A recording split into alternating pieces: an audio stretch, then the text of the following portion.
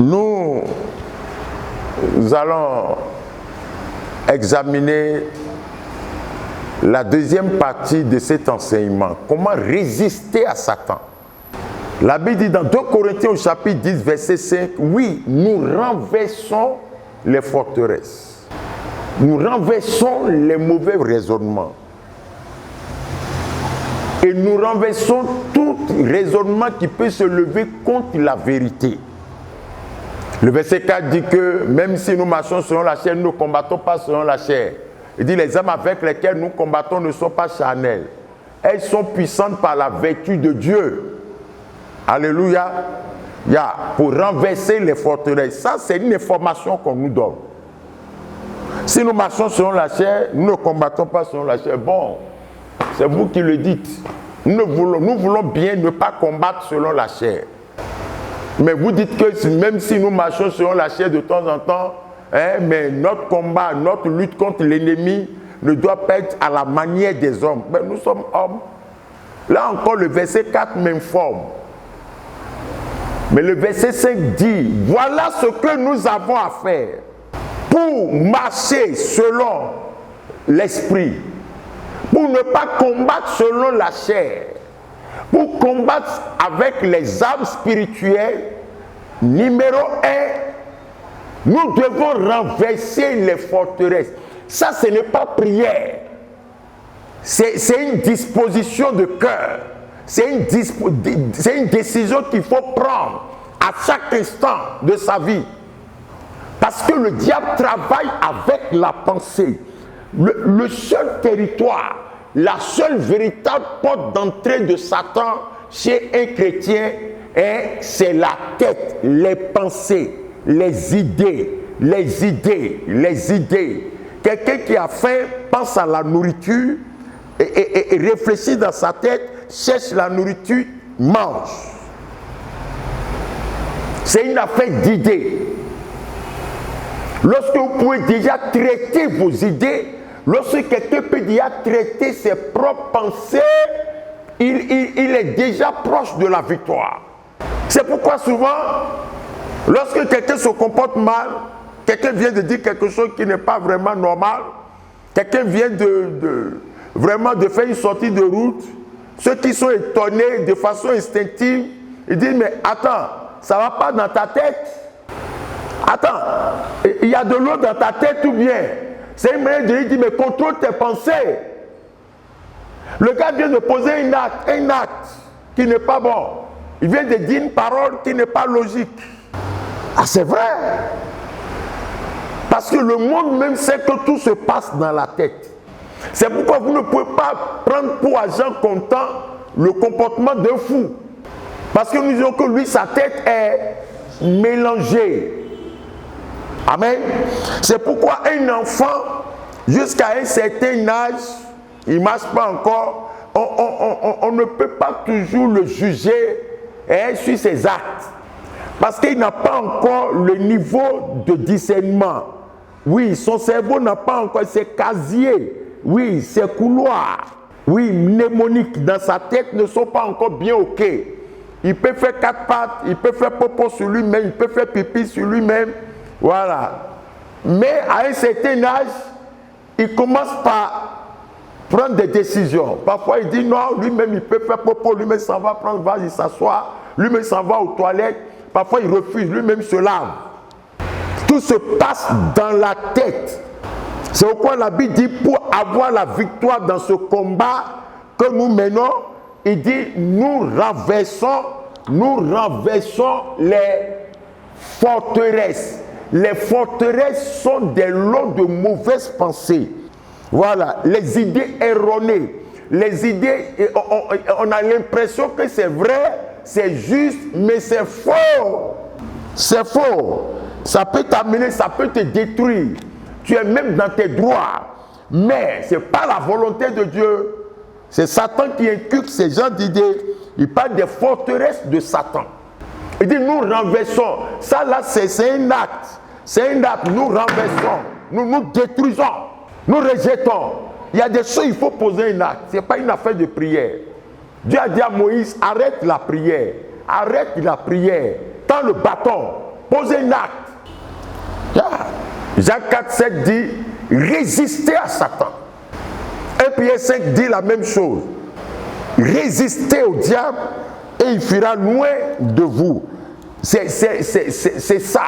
On a vu Jésus résister à Satan. Il lui a résisté 3-4 fois. Dans Matthieu au chapitre 4, dans Luc au chapitre 4. Et Satan s'est retiré. Et je vous ai montré que lorsque vous voulez rompre une relation, lorsque vous voulez vous séparer de quelqu'un, résistez à ses pensées.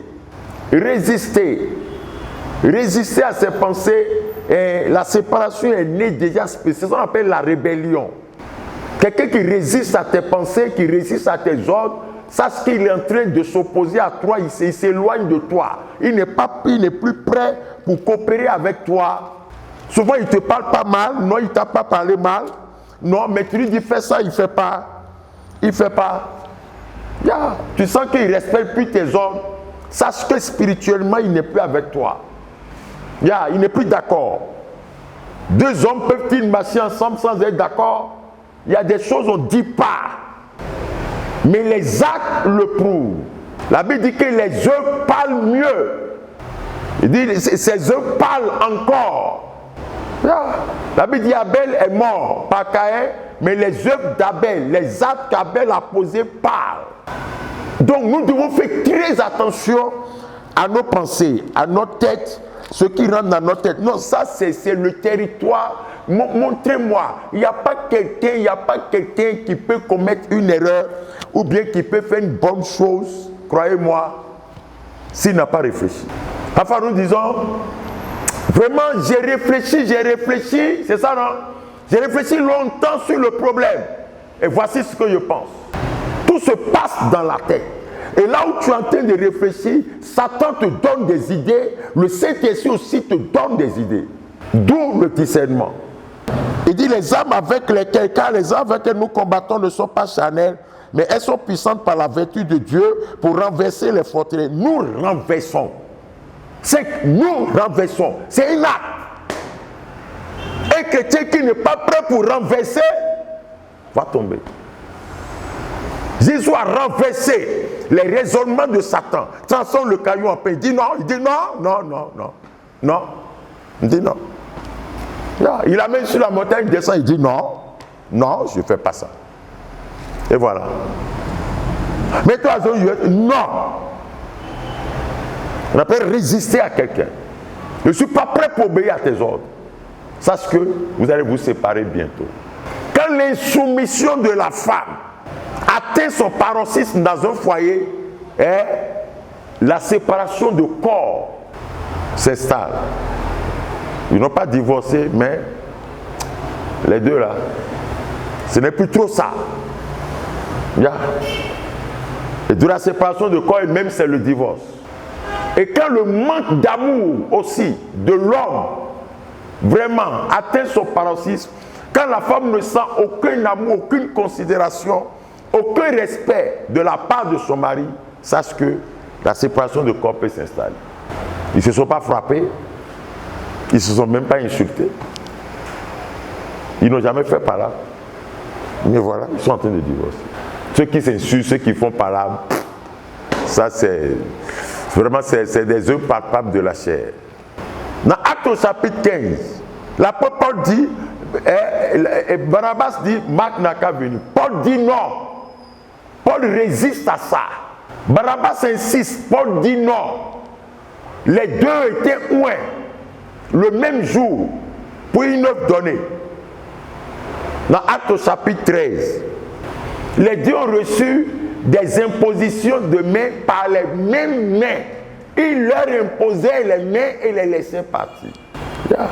C'est les deux qui ont glorifié le nom de Jésus dans Actes 14, le chapitre suivant. Quand on les a pris comme Zeus et puis Jupiter. Dans Actes 15 maintenant, il y a eu un problème. Les deux ne sont pas d'accord, c'est la tête. La Bible dit, l'apôtre Paul pense. Paul estime qu'il n'est pas convenable. Il pense. Je pense donc je suis. Cogito ergo sum. Nous sommes des êtres pensants. C'est par les pensées que nous prenons des décisions. Wow. L'apôtre Paul pense qu'il n'est pas vraiment convenable que Marc vienne avec nous parce que il y a longtemps, il nous a abandonnés depuis la Pamphylie, nous ne savons pas. Barnabas insiste. Je ne sais pas si c'est à cause de son lien de parenté avec Jean-Marc. La Bible dit que cette discussion devient vive au point où les deux se séparent. C'est comme ça qu'on éloigne le diable. La fois dernière, il y a une soeur qui partageait vraiment un petit fardeau avec moi.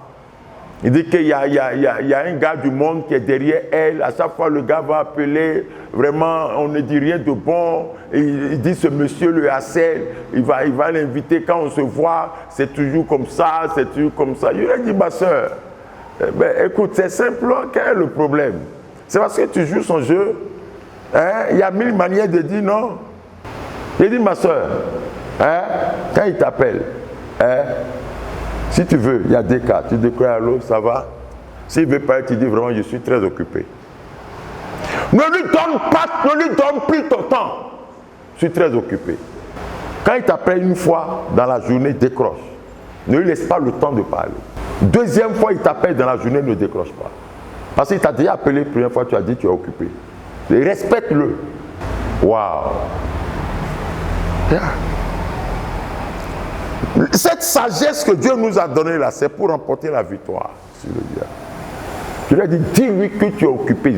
Premier appel de la journée. S'il veut, il n'a qu'à t'appeler 30 jours sur 30. Premier appel, décroche.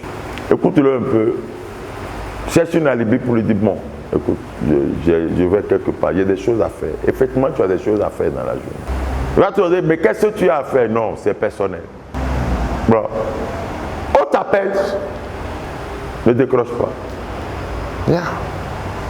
Il vient te voir, à bonne arrivée, assis-toi, on dit quoi, nouvelle? Il va raconter la même chose, tu lui dis non. Là où tu dis non, je sors, j'ai autre chose à faire. Ça là, ça marche 100%. Je l'appelle, il ne décroche pas. Tout ce que je lui demande, il dit non. Quand il décroche, mais on veut parler là, il n'a pas mon temps. Attends, tu as quel problème? C'est la seule personne qui existe. Il ne m'a pas parlé mal, il ne m'a rien dit de mauvais. Mais quand je l'appelle, oh, tu vas voir, tout de suite, il va te laisser.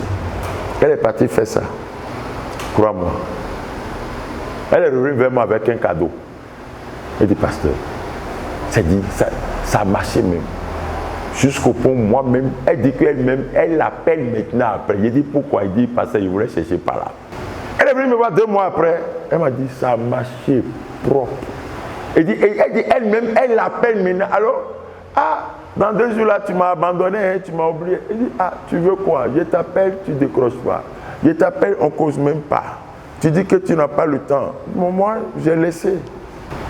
Elle dit, elle a fait ça. Oh. Elle dit qu'elle a dit, donc moi, j'ai laissé. Yeah. Quand on te dit de résister à quelqu'un, il ne s'agit pas de là. Non. Soyons spirituels. Soyons spirituels. C'est pourquoi Dieu a dit à Josué, personne ne peut te résister. Tout ce que je vais te donner pour travailler avec toi seront d'accord avec toi. C'est ce que ça veut dire. Yeah. Le seul qui a résisté à Josué, il est mort. Tous ceux qui ont réussi à Josué sont morts. Wow. Yeah. Jésus n'a pas eu de problème avec le diable. Il a traversé le Jourdain facilement. Croyez-moi, même le soleil n'a pas pu lui résister. Le soleil semblait aller plus vite que Josué. Josué arrête le soleil, il dit, attends, je n'ai pas fini. Il ne faut pas me dévancer. Amen. Alléluia. Donc retenez cela. Et nous parlons aujourd'hui de la toute première partie, parce qu'il y a 3 parties qui se trouvent dans le verset 5. Nous renversons les raisonnements. 1. Nous renversons aussi toute hauteur qui s'élève contre la connaissance de Dieu. 2. Nous amenons toute pensée captive à l'obéissance du Christ. 3. Ce matin, nous renversons les mauvais raisonnements. Alléluia. Suivez votre pensée.